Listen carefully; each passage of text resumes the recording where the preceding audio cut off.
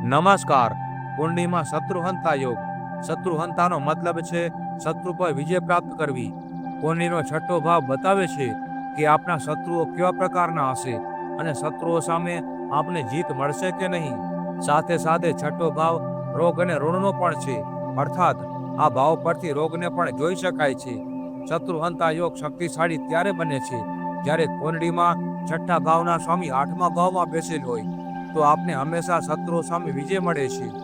પરંતુ એ સમજવું જોઈએ કે આ યોગ રોગ માટે અશુભ બને છે. આ યોગને કારણે આપને જીવનભર કોઈને કોઈ રોગ રહે છે. આઠમા ભાવમાં છઠ્ઠા ભાવના સ્વામી રોગનો નાશ નથી કરી શકતા, અર્થાત કુંડળીમાં જે યોગ આપને એક તરફ સુખ પણ આપે છે તો બીજી તરફ નુકસાન પણ કરાવે છે.